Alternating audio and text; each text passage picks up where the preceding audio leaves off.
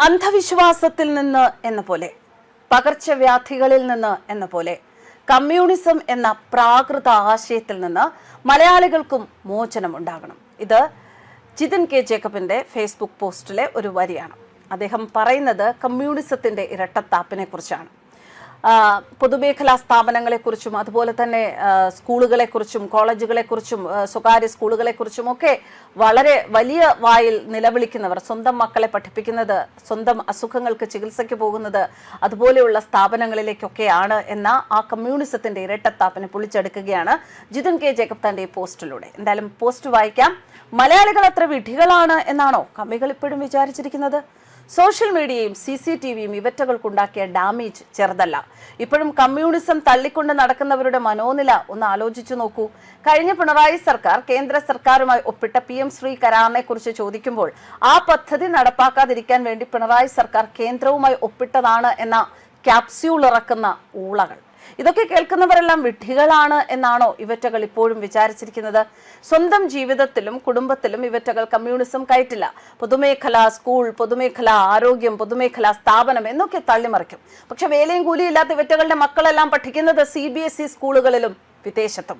സർക്കാർ ആശുപത്രികളെ കുറിച്ച് തള്ളിമറിക്കും. അതേസമയം ഇവറ്റകളുടെ നേതാക്കൾക്ക് മൂക്കിൽ പനി വന്നാലും ചികിത്സയ്ക്ക് അമേരിക്കയിലേക്കും പഞ്ചനക്ഷത്ര ആശുപത്രികളിലേക്കും പോകും. സ്വകാര്യ ആശുപത്രിയിൽ പോയത് കൊണ്ട് ജീവൻ തിരിച്ചു കിട്ടി, സർക്കാർ ആശുപത്രിയിലായിരുന്നുവെങ്കിൽ തട്ടിപ്പോയനെ എന്ന് പറഞ്ഞ കമ്മി മന്ത്രിയെ ഓർമ്മയില്ലേ?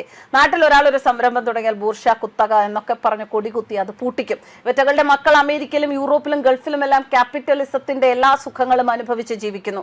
ഭാര്യയും മകളും അമേരിക്കയിലുള്ള ഒരുത്തനാണ് സാമ്പത്തിക ശാസ്ത്രജ്ഞൻ ചമഞ്ഞ് കേരള സംസ്ഥാനത്തിന്റെ സാമ്പത്തിക രംഗം മുഴുവൻ തകർത്തത്. ദൈവമില്ല, മതം മനുഷ്യനെ മയക്കുന്ന കറുപ്പ് എന്നൊക്കെ തള്ളും. അതേസമയം ഇവറ്റകളുടെ മക്കളുടെ വിവാഹം തുടങ്ങി എല്ലാം മതപരമായ ചടങ്ങുകളോടെ തന്നെ നടത്തും. 40 ലക്ഷം രൂപയുടെ അമേരിക്കൻ നിർമ്മിത കാറിൽ സഞ്ചരിച്ചുകൊണ്ട് അമേരിക്കൻ സാമ്രാജ്യത്വത്തിന് എതിരെ പുളിച്ച സാഹിത്യം വിളമ്പാൻ ഉളുപ്പില്ലാത്തവന്മാർ. പിണറായിയുടെ കൊച്ചുമകൻ CBSE സിലബസിലല്ലേ പഠിക്കുന്നത് എന്നാണ് മുഖ്യമന്ത്രി സതീശൻ ആദ്യം ചോദിച്ചത്.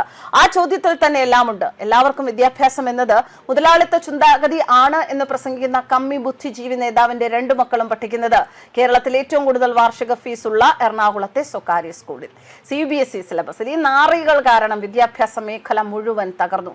കേരളത്തിൽ പഠിക്കാൻ കുട്ടികളില്ല. മാതാപിതാക്കൾ കുട്ടികളെ കേരളത്തിൽ നിന്ന് രക്ഷപ്പെടുത്തുകയാണ്. സാമ്പത്തികമായി പിന്നോക്കം നിൽക്കുന്ന കുടുംബങ്ങളിൽ നിന്നുള്ള കുട്ടികളാണ് കേരളത്തിൽ കൂടുതലും. കേരളത്തിലെ കോളേജുകളിൽ ഇപ്പോൾ പഠിക്കുന്നതും അങ്ങനെയുള്ള കുട്ടികൾ. പൊതുമേഖലാ സ്ഥാപനങ്ങളെല്ലാം പാർട്ടി അടിമകളെ തിരികെ കയറ്റി നശിപ്പിച്ചു വെച്ചിരിക്കുന്നു. നികുതി പണം തിന്നുകൊടുക്കുന്ന വെള്ളാനകളാണ് ഈ സ്ഥാപനങ്ങളെല്ലാം. ഇവറ്റകളുടെ പിടിച്ചുപറി പേടിച്ച് കേരളത്തിൽ ഒരു സംരംഭം തുടങ്ങാൻ ആരും മുന്നോട്ട് വരില്ല. ഉള്ള സ്ഥാപനങ്ങളെല്ലാം സമരം ചെയ്ത് പൂട്ടിച്ചു. അതുകൊണ്ട് കേരളത്തിലെ യുവാക്കൾ തൊഴിൽ തേടി കേരളം വിട്ടുപോകേണ്ടി വരുന്നു. ജനിച്ച നാട്ടിൽ പഠിക്കാനും തൊഴിലെടുക്കാനും അന്തസ്സോടെ ജീവിക്കാനും പറ്റാത്തത് കമ്മ്യൂണിസം എന്ന പ്രാകൃത ആശയവും പറഞ്ഞു നടക്കുന്ന ക്രിമിനലുകൾ കാരണമാണ്. കഴിഞ്ഞ ദിവസം അവതരിപ്പിച്ച ബജറ്റിൽ കേരളത്തിൽ സ്വകാര്യ നിക്ഷേപം പ്രോത്സാഹിപ്പിക്കും എന്ന് പറയുന്നു. അതിന്റെ പേരിൽ സമ്പൂർണ്ണ സ്വകാര്യവൽക്കരണത്തിനുള്ള ആമുഖ പ്രഭാഷണമാണ് മുഖ്യമന്ത്രി VD സതീശൻ ബജറ്റ് പ്രസംഗമായി അവതരിപ്പിച്ചത്. കേരളത്തിന്റെ ഭൂമിയും ആകാശവും വെള്ളവും കോർപ്പറേറ്റുകൾക്ക് വിൽക്കാനുള്ള ഒരുക്കമാണിത് എന്നൊക്കെ പറഞ്ഞ് കമ്മികൾ ഇറങ്ങിയിട്ടുണ്ട്. കേരളത്തിന്റെ ധാതു സമ്പത്ത് കോർപ്പറേറ്റുകൾക്ക് നൽകാനുള്ള നീക്കമാണത്രേ നടക്കുന്നത്. എന്തു പറഞ്ഞാലും അംബാനി, അദാനി. കുറച്ചു കാലം മുൻപ് വരെ അത് ടാറ്റയും ബിർളയുമായിരുന്നു. അതെന്താ കോർപ്പറേറ്റുകൾ എന്ന് വിളിക്കുന്ന സംരംഭകർ നിങ്ങളെ പിടിച്ചു കടിച്ചോ? നീയൊക്കെ മുദ്രാവാക്യം വിളിച്ച് ഓരോ സ്ഥാപനങ്ങൾ പൂട്ടിക്കുമ്പോൾ ഇവിടുത്തെ ചെറുപ്പക്കാർക്ക് തൊഴിൽ കൊടുക്കുന്നത് സംരംഭകരാണ്. ഈയിടെ UP സ്കൂൾ അധ്യാപിക ആയിരുന്ന അമ്മയുടെ പെൻഷൻ പണം കൊണ്ട് ബാംഗ്ലൂരിൽ IT കമ്പനി തുടങ്ങിയ ഒരു മഹദിയുടെ പേരിലുള്ള കള്ളപ്പണ ഇടപാടും അഴിമതിയും അന്വേഷിക്കരുത് എന്ന് പറഞ്ഞ് ഇവറ്റകൾ കലാപം അഴിച്ചുവിട്ടത് ഓർക്കുന്നില്ലേ? അതെന്താ ആ മഹദി കോർപ്പറേറ്റ് അല്ലേ? 1970കളിലെ ഗൾഫ് കുടിയേറ്റമില്ലായിരുന്നുവെങ്കിൽ കാണാമായിരുന്നു കേരളത്തിന്റെ അവസ്ഥ. കമ്മികൾക്ക് കേരളത്തിന്റെ വളർച്ചയിൽ ഒരു പങ്കുമില്ല. അങ്ങനെ ആയിരുന്നുവെങ്കിൽ ഇവറ്റകൾ തുടർച്ചയായി 25-35 കൊല്ലം ഭരിച്ച ബംഗാളും ത്രിപുരയും ഒക്കെ ഇപ്പോൾ സിംഗപ്പൂരായി മാറിയിരുന്നേനെ. സ്വകാര്യ നിക്ഷേപം വരാതെ കേരളത്തിന് രക്ഷ ഉണ്ടാകില്ല. നമ്മുടെ തലമുറകൾക്ക് ഈ മണ്ണിൽ തന്നെ ജീവിക്കണം എങ്കിൽ ആദ്യം ചെയ്യേണ്ടത് ബംഗാളിലെയും ത്രിപുരയിലെയും പോലെ കമ്മ്യൂണിസം എന്ന ക്യാൻസറിനെ കേരളത്തിൽ നിന്ന് പൂർണ്ണമായും തുടച്ചു നീക്കുക ആണ്. കേരളത്തെ രക്ഷപ്പെടാൻ സമ്മതിക്കില്ല എന്ന കമ്മികളുടെ വാശിക്ക് ഇനിയും നിന്നുകൊടുക്കരുത്. സ്വന്തം വീട്ടിൽ പോലും കയറ്റാത്ത കമ്മ്യൂണിസം എന്ന പ്രാകൃത ആശയവും പറഞ്ഞ് നാടിനെ പുറകോട്ട് കൊണ്ടുപോകുന്ന ഇവറ്റകളെ കേരളം തിരിച്ചറിയുന്നു എന്നത് നല്ല സൂചന തന്നെയാണ്. മലയാളികൾ ലോകം മുഴുവൻ ഉണ്ടെങ്കിലും കേരളത്തിൽ ജീവിക്കുന്നവരിൽ വലിയൊരു പങ്കും ഇവറ്റകൾ ഉണ്ടാക്കിവെച്ച പൊതുബോധത്തിന്റെ തടവറയിലാണ് ഇപ്പോഴും.